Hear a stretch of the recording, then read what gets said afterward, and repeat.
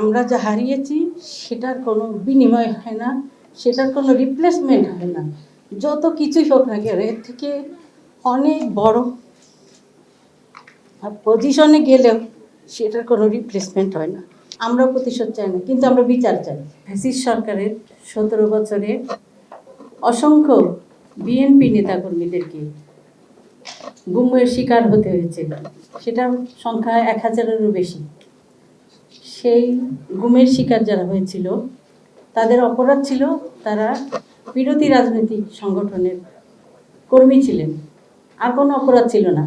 তারা কোনো টাকা পয়সা অথবা ব্যবসায়িক অন্য কোনো কারণে তাদেরকে গুম করা হয়নি, শুধুমাত্র নিজেদের ক্ষমতা চিরস্থায়ী করার জন্যেই এই যে উদীয়মান যে নেতৃবৃন্দ ছিল তাদেরকে গুম করা হয়েছিল, যাতে তাদের ক্ষমতাটা চিরস্থায়ী হয়।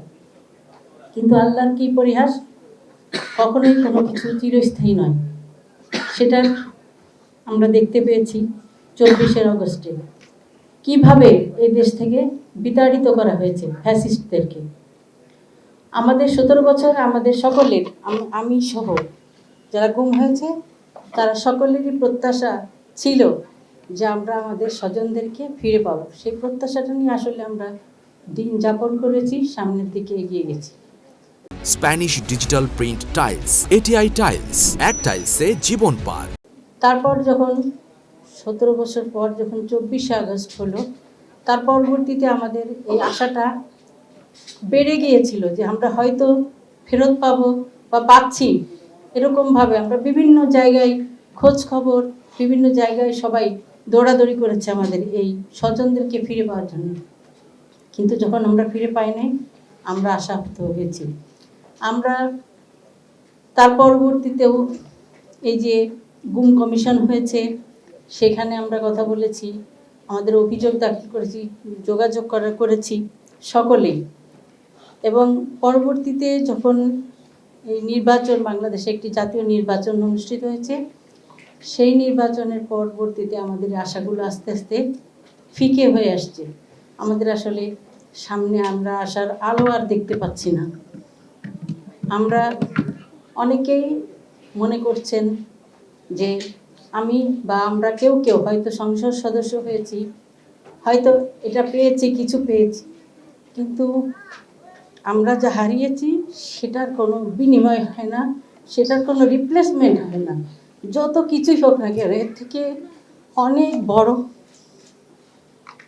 পজিশনে গেলেও সেটার কোনো রিপ্লেসমেন্ট হয় না।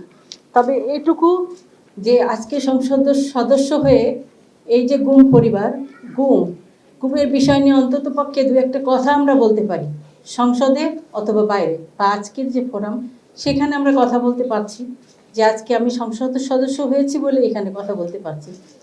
আমরা বিশেষ করে আমি সংসদে কথা বলেছিলাম যে সংসদ যারা গুম হয়েছে তাদের যেন বিচার হয় এবং সঠিকভাবে বিচার হয়, এবং যে গুম পরিবার আছে সেই পরিবারগুলোর যে আর্থিক সংকটের মধ্যে আছে এবং যে আইনগতভাবে তাদের যে বাধা বিপত্তি আছে সেই বাধা বিপত্তিগুলোর জন্য দূর করা হয় সেই বিষয়গুলো। এবং আমরা দেখেছি যে বর্তমানে বিশেষ করে সংসদে যে বাজেট হয়েছে সেই বাজেটে আলোচনা জুলাই যোদ্ধাদের জন্যে, জুলাই যারা যোদ্ধা ছিলেন সেই জুলাই যোদ্ধাদের জন্যে এখানে তাদের পরিবারদের জন্য বিভিন্ন ক্যাটাগরিতে তাদেরকে ভাতা প্রদানের সিদ্ধান্ত নিয়েছে। আমরা কিন্তু কথা বলেছি যে আমরা যারা গুম হয়েছে, পরিবার যারা সংকটের মধ্যে আছে, তাদের যেন সেরকম একটি ভাতার ব্যবস্থা করা হয়। কারণ এই ভাতাটা শুধুমাত্র আর্থিক সমর্থন না, এটা তাদের একটা স্বীকৃতি এবং তাদের প্রতি একটি সম্মান, যেটা আমি মনে করি।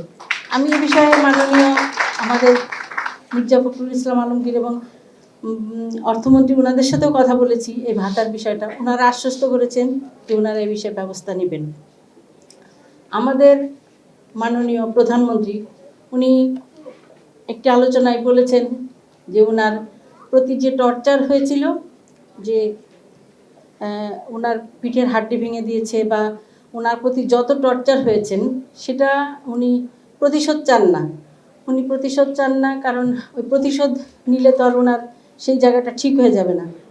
আমরাও জানি যে প্রতিশোধ নিলে আমরা আমাদের স্বজনদেরকে হয়তো ফিরে পাবো না, আমরাও প্রতিশোধ চাই না, কিন্তু আমরা বিচার চাই। কারণ বিচার যদি না হয়, এই যে যারা এই সমস্ত কাজের সাথে জড়িত ছিল তাদের বিচার যদি না হয় এবং কঠিন থেকে কঠিনতম বিচার যদি না হয় জাতির সামনে, পরবর্তীতে এই কাজগুলো আবার ফিরে আসবে, আবারও কোনো পরিবার এই জায়গাগুলোতে আবার এরকম একটা পরিস্থিতির মধ্যে আসবে। সুতরাং আমরা কিন্তু বিচার চাই। এবং আমাদের যদি এর আগে যখন সংসদে 133টা অধ্যাদেশ যখন সংসদে পাশ করার জন্য উঠানো হয়, তার মধ্যে 16টি অধ্যাদেশ যাচাই বাছাই করে পরবর্তী সিদ্ধান্ত এবং সংস্কার করে সেটার জন্যে পরবর্তীতে আইন পাশ করার জন্য সেটা রাখা হয়েছে। তার মধ্যে গুম আইন এবং মানবাধিকার আইন আছে। এবং যেটা নিয়ে এই যে সামাজিক যোগাযোগ মাধ্যমে আমাদেরকে প্রচুর হেনস্থার শিকার হতে হয়েছে যে আমরা এই গুমের বিরুদ্ধে এবং আমরা সংসদে বসে নাকি এটার বিরুদ্ধে ভোট দিয়েছি, এই ধরনের অপপ্রচার করা হয়েছে।